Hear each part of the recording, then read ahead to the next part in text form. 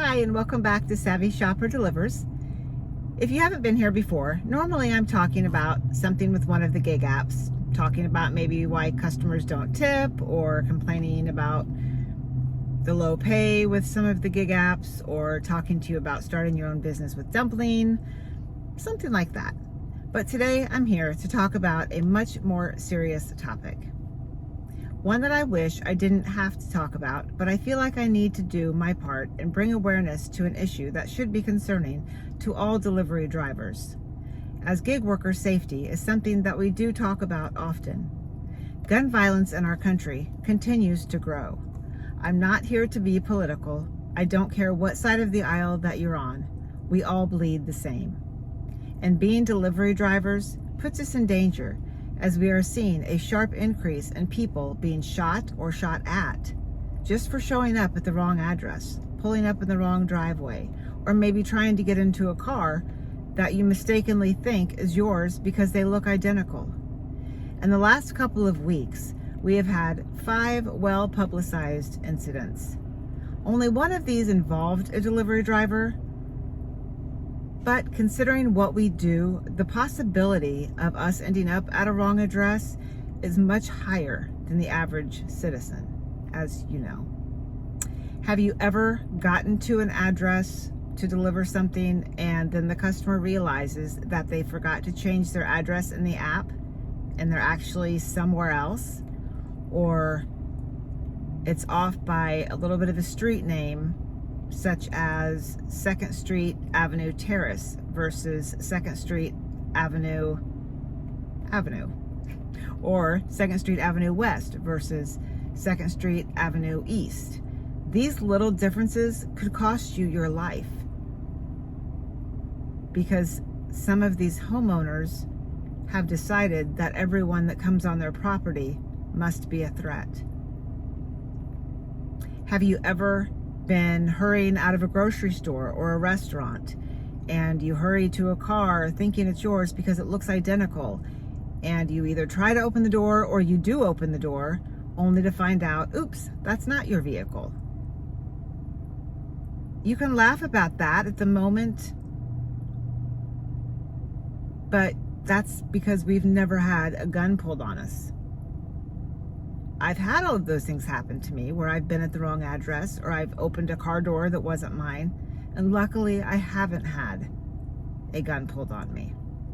But yesterday I came across a story out of Broward County, Florida, about an Instacart worker who was delivering groceries, went to the wrong address, and the homeowner shot at them.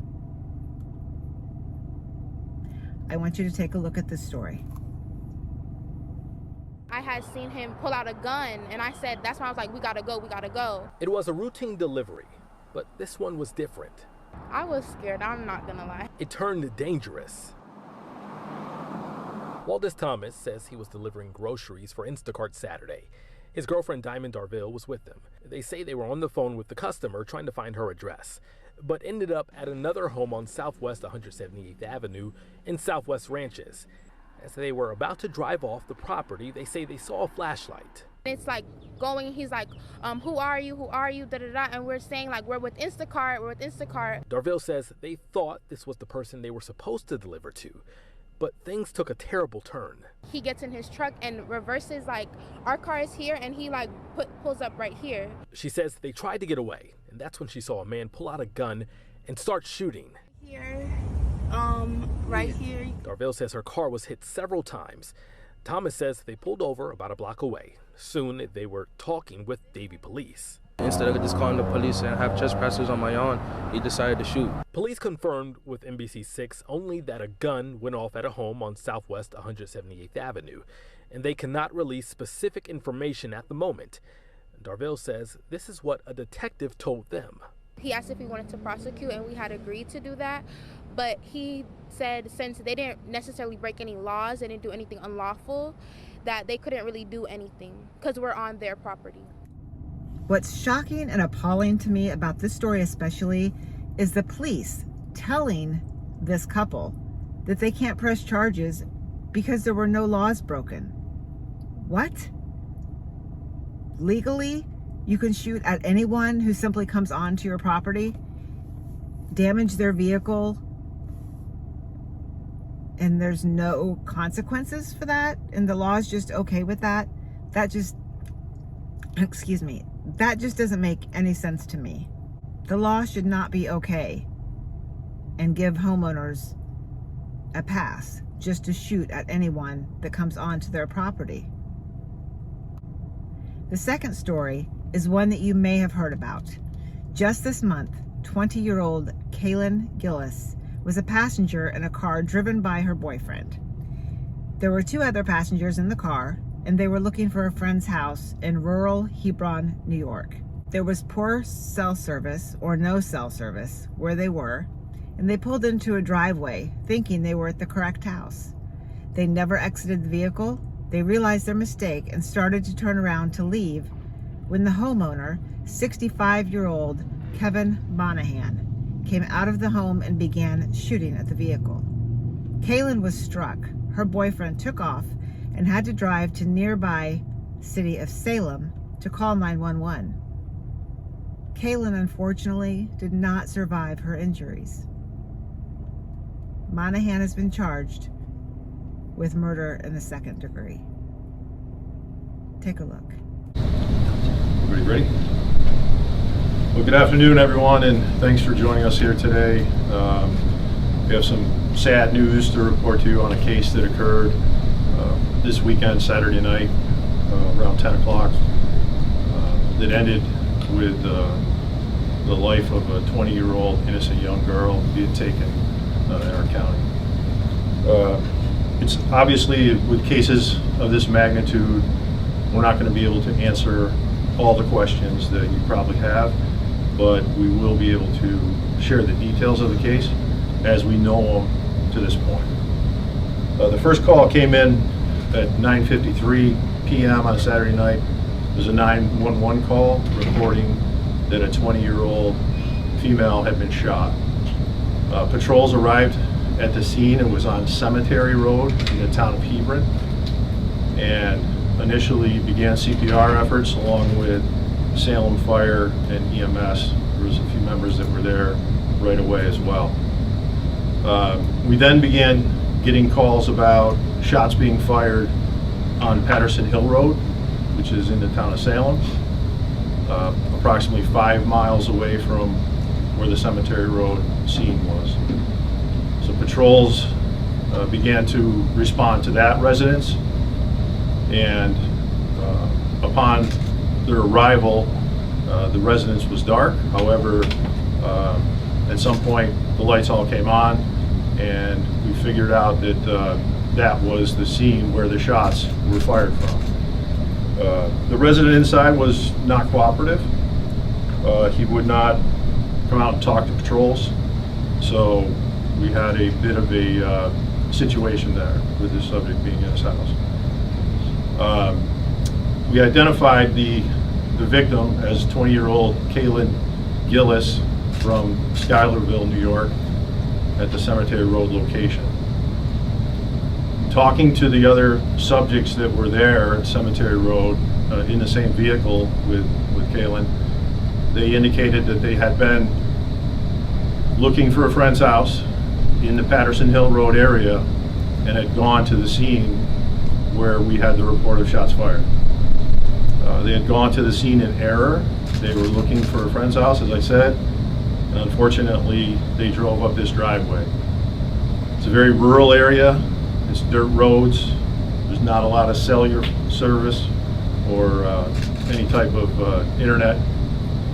So they were basically looking for their friend's house and got mistaken and drove up this driveway. While they were leaving the residence, once they determined that they were at the wrong house, the subject came out on his porch for whatever reason and fired 2 shots, one of which struck the vehicle that Kaylin was in. They left that area in the vehicle, went to the Cemetery Road location, again with poor cell phone reception. They were able to make contact with our 911 center, and that's how the call came in. Subsequently, we found out that the owner of the residence was Kevin Monahan, age 65, of Patterson Hill Road. As I stated earlier, he was uncooperative with patrols on the scene. We have his picture up over here. And after approximately more than an hour of talking back and forth through 911 and trying to talk to him in person on the scene, he was taken into custody. He's currently being held in the Broward County Jail, and he'll have a court appearance before County Court Judge McKeegan in the near future. Again, this is a very sad case of some young adults that were looking for a friend's house and ended up at this man's house who decided to come out with a firearm and discharge it. We'll be able to take a few questions, but as I stated, please keep in mind that this is very early in this investigation, and we won't be able to provide all the details as we know them. Can you tell us a little bit about your suspect, who he is in the community, what he does? I believe he's a laborer, and I think he's been at that residence for quite a while. If I could, just one quick point of clarification as you're covering. I think that the towns got mixed up. So Cemetery Road is in the town of Salem, and the residence where the shooting occurred is in the town of Hebron, just so as you reported, just so that we're clear on that. Can you explain that? So basically, this happened at this home, but at some point there was a car full of people who left that initial shooting location to seek help. Can you Correct. kind of clear that up and just say that, please? Yes, the car with the victim went to the Patterson Hill residence by accident. They were looking for a friend's house. That's where the shooting occurred, and then they drove to the Cemetery Road address. And seeking help? Yes. Why was that? Because there was no cell phone service? Why was that? Well, there's someone shooting at them, and they were looking for help. Yes. What has Mr. Monahan been charged with? He's been charged with murder in the second degree. Was there any interaction between the people in the car and him? Not that I know of. Do you know how long that they were in that driveway before he came out and fired on them? I don't, but I believe it was a very short time. How many people were in the car? There was 4 in the car. There was 3 other people in the car with the victim, so there's a total of 4. What type of weapon was this, and have you found any other weapons inside the suspect's home? We don't want to talk about the weapon today. Was the suspect known to you? Do you have a history with the suspect? Not that I know of. Can you tell us anything about this poor young woman whose life was cut short? From all indications, she was, like I said, an innocent young girl who was out with friends looking for another friend's house. I know for a fact that she comes from a good family, a very good family, and I know them personally. And she was a young girl that was taken way too young. And why is he being held in the Broward County Jail? That's an administrative decision that we made in this case. What was Is the there basis anyone of else that? involved in this? Is there anyone else who might be facing any kind of charges? Not that we know of at this time. How many homes were they off? Were they like several homes away from a correct house, or several driveways? Or can you give a description how far? I'm not entirely sure, but I know it was close. Can you just kind of go over, like, this just seems so senseless and so, can you just tell us, speak from your heart about your thoughts on this and how just useless this seems? Yeah, I mean, as I stated, they're young adults. They were in the area looking for a friend's house. It's a very rural area with dirt roads. It's easy to get lost. They drove up this driveway for a very short time, realized their mistake, and were leaving when Mr. Monahan came out and fired 2 shots. Very often there are people who mistake homes, but this is like a common occurrence in just about every neighborhood I can think of. What would you say to somebody who would even consider responding in such a cruel and inhumane way to just a mistake? Well, there was clearly no threat from anyone in the vehicles. There was no reason for Mr. Monahan to feel threatened, especially as it appears the vehicles were leaving at the time. So, what did he say to your deputies when they responded? What did he say? Why he wouldn't come out and why he shot at them? he was uncooperative. He hasn't spoken to the deputies. He hasn't said anything to you? No, not of substance. Not related to as to motive or anything like that. Did he pull a weapon on the investigators? No. Did anyone from the car get out, knock on the door, ring the doorbell, or anything like that? So they no one even ever exited the vehicle when he fired the shot? Correct. And where were the shots fired from? From outside his residence. From on the front porch or something like that? Near the front door? I believe it was the side of the house. How are the other 3 victims? Was anyone else injured at all? No, I think one of the people in the car was looked at for possible shrapnel type injury, but minor. All right. Sorry we don't have more information. Obviously, like I said, this is a new case. It just happened, and we're going to do everything we can to fully investigate it and make sure that there's a successful prosecution. And we'll keep you updated as we learn new facts. So thank you all for coming. Thank you.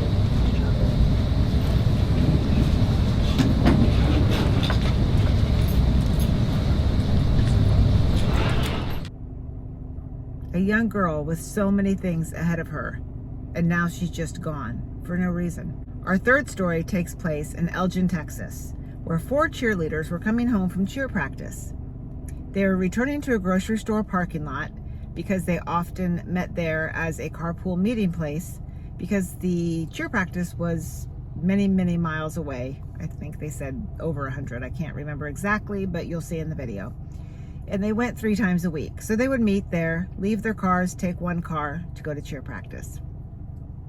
So one of the cheerleaders got out, walked over to a car that she thought was hers. She opened the driver's door and there was a man sitting in the passenger seat, and she realized her error. So in her embarrassment, she goes back to her friend's car. Well, the 25-year-old male who was sitting in that vehicle, he could have just let it go, as teenage cheerleaders aren't really a threatening presence to most, but instead he exited the vehicle and he approached the 4 girls. One of the girls rolled down the window to apologize and explain to him what happened. He didn't want to hear it. He just started shooting. He struck cheerleader Peyton Washington in the back and the leg. Peyton was not even the cheerleader who opened the door. Another cheerleader was grazed.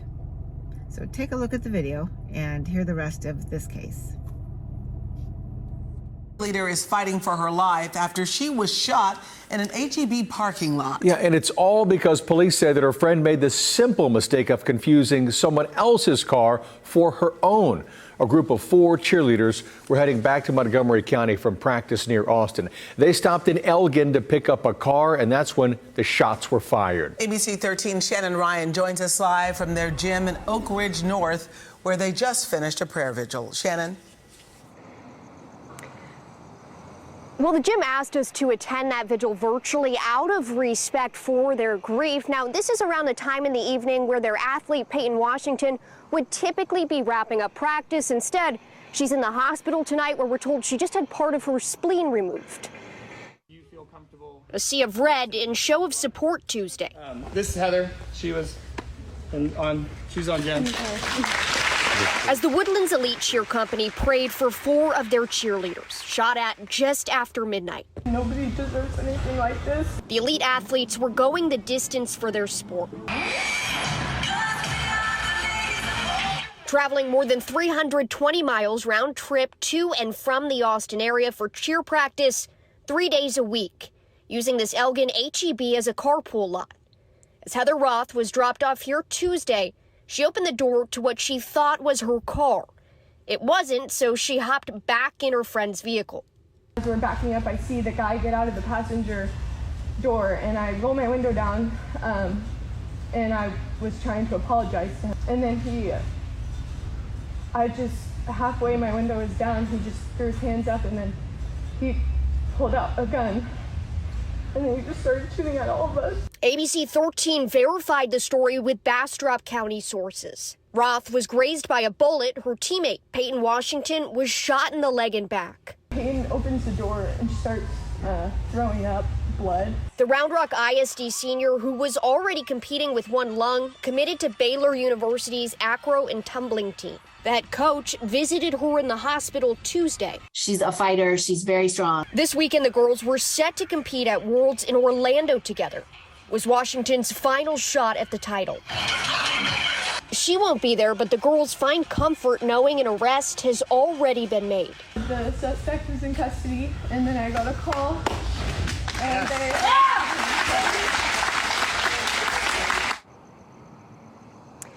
Now, 25-year-old Pedro Rodriguez Jr. is charged with deadly conduct, but we're told additional charges are likely. Live in Oak Ridge, Shannon Ryan, ABC 13 Eyewitness News. We begin the news at 6 with this. The father of the cheerleader who was shot on the way home from practice says she has now recovered sufficiently to talk to visitors. Peyton Washington was shot twice after a teammate opened the door to a car that looked like hers.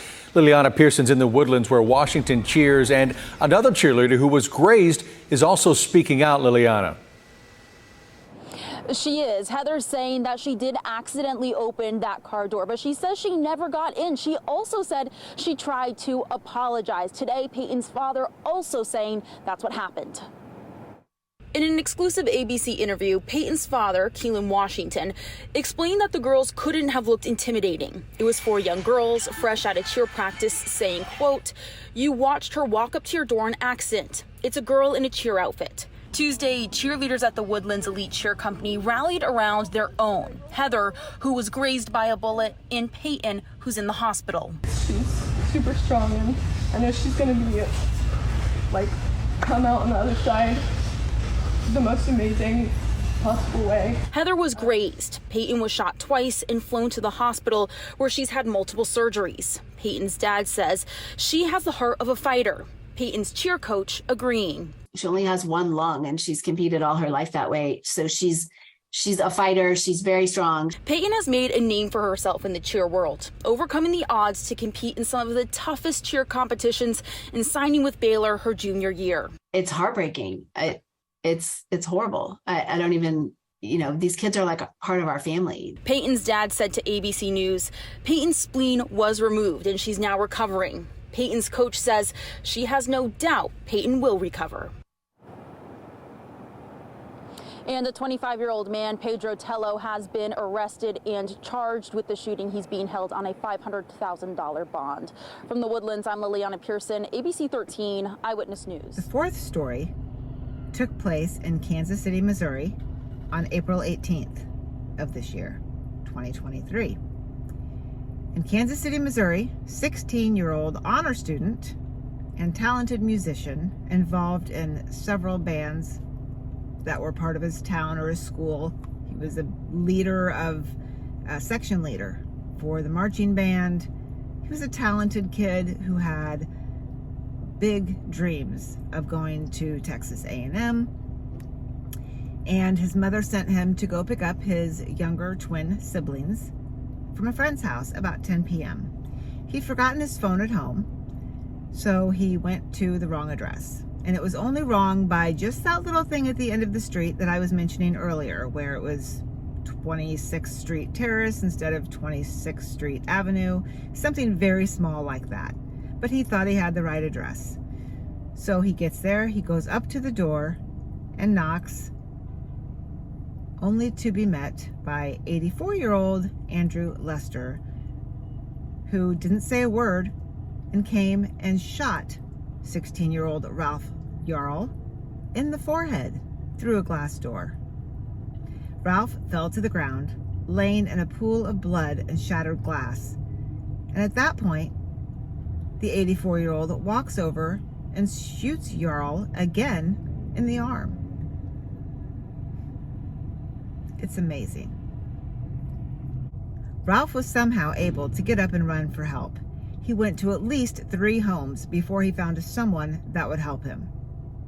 He was also instructed at that point to lay on the ground with his hands up while they helped him. I'm assuming that's what 911 told the lady who did help him. I don't know what they thought he was going to do since he was shot in the head and the arm. It's a little asinine, if you ask me.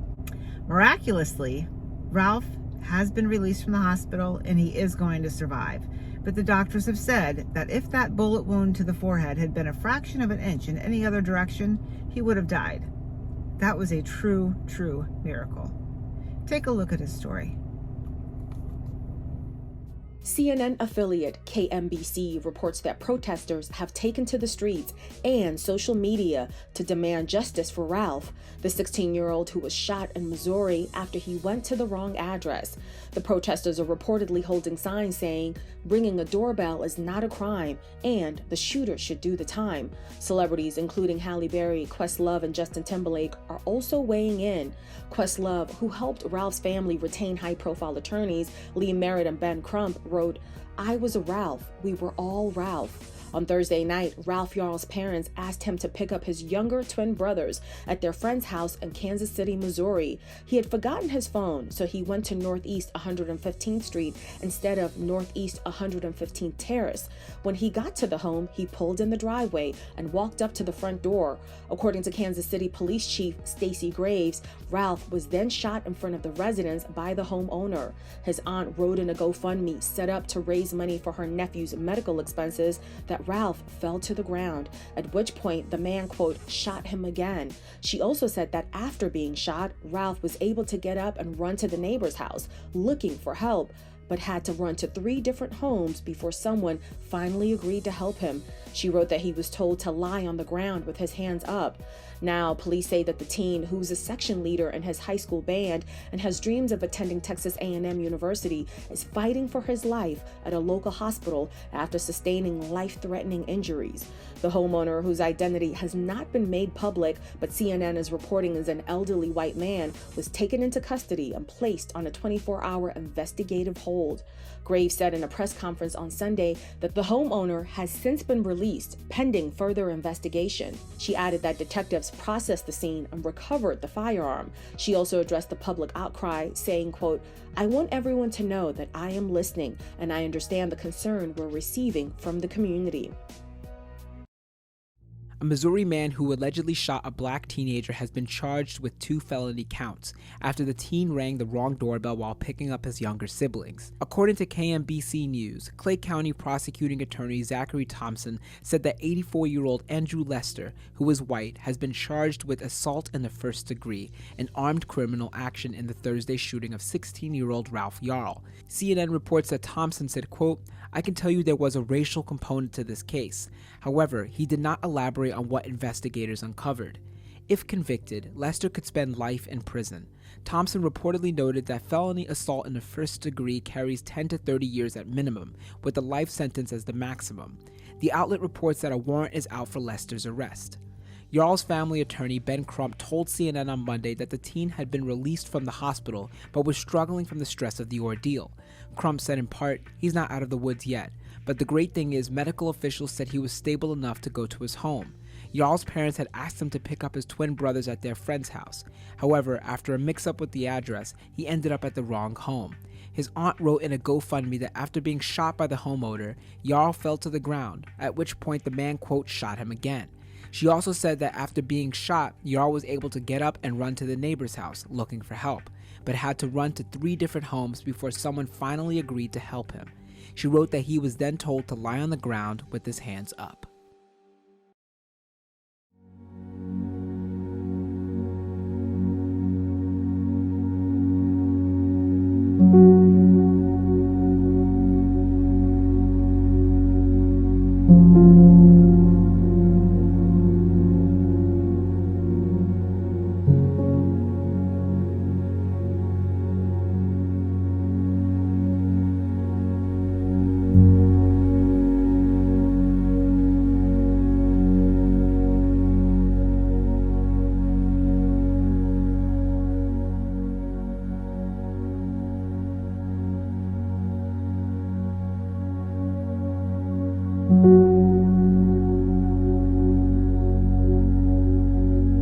I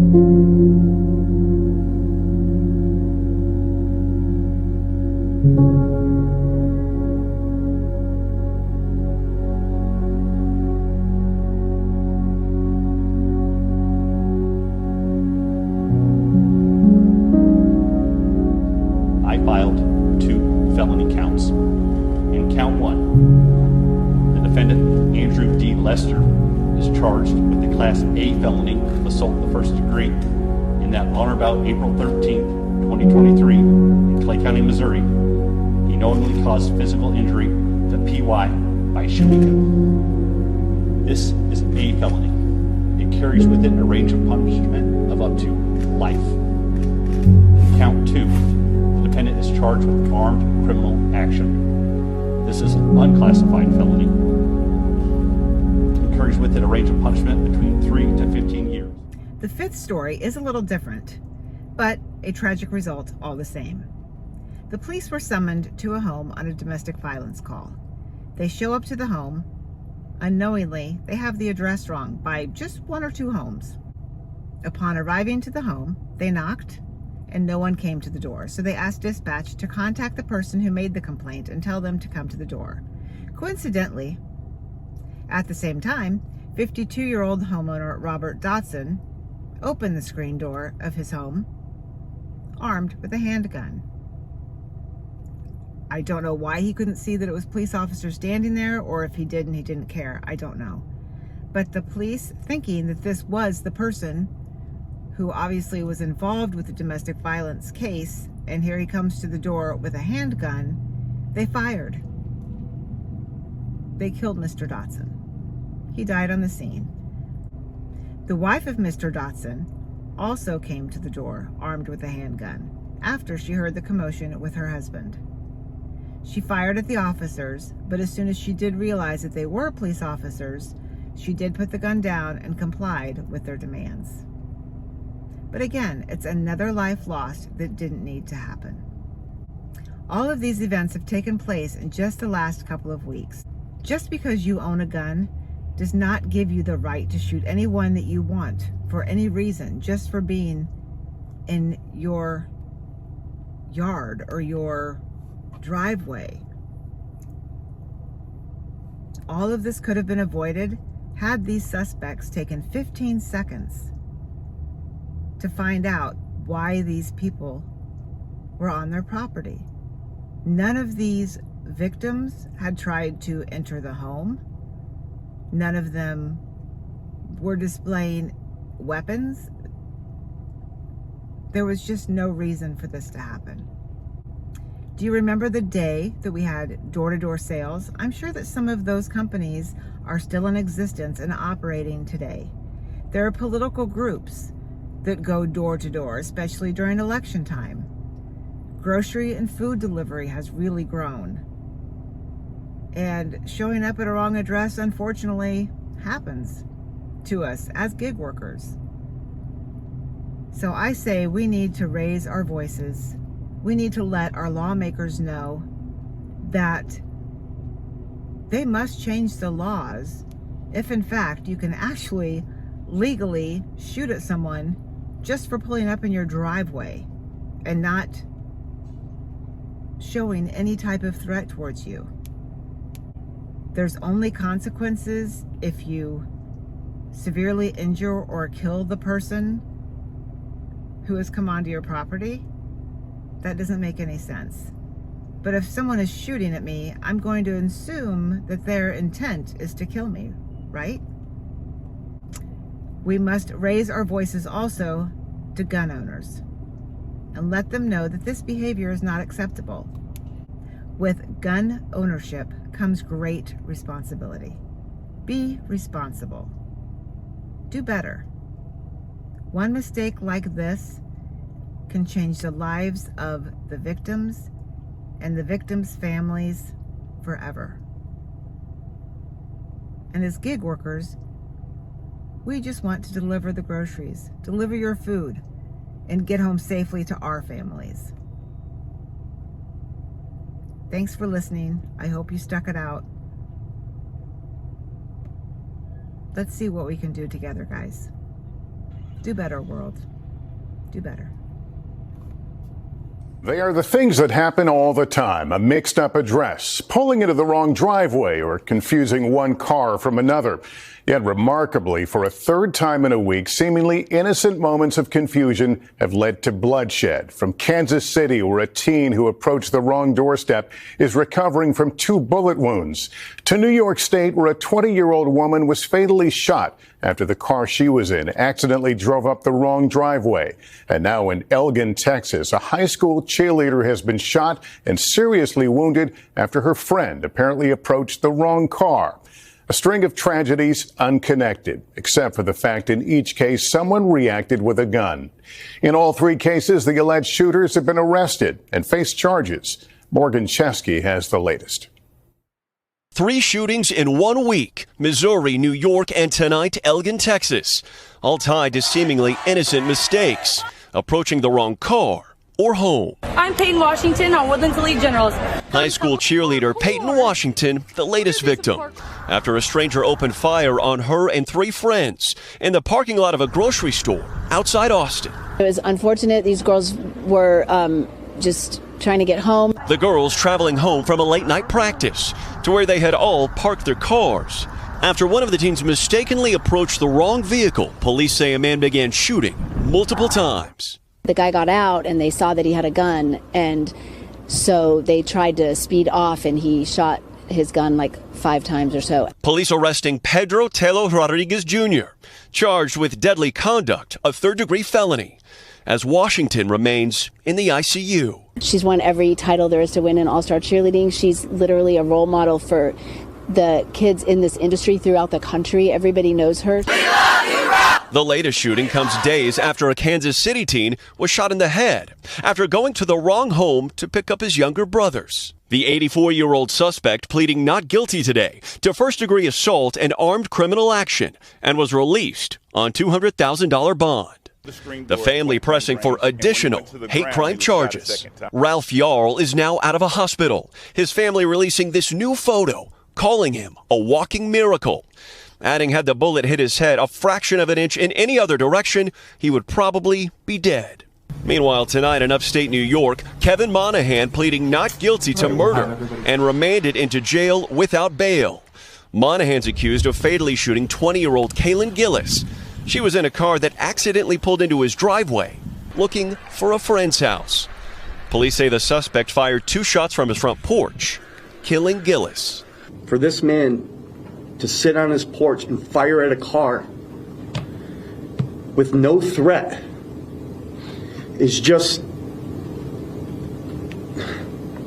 angers me so badly. Tonight, communities grieving after common mistakes ended with violence in 3 separate shootings. Incredibly troubling. Morgan joins us now from Austin, where that Texas cheerleader is recovering. What's the latest on her condition? Yeah, Lester, some encouraging news tonight. Peyton Washington made it through surgery and is currently recovering inside an Austin ICU, where friends and family tell us she's already speaking to visitors. And as for that man who pulled the trigger, we are told if he's convicted on this deadly conduct charge, he faces 2 to 10 years in a Texas prison.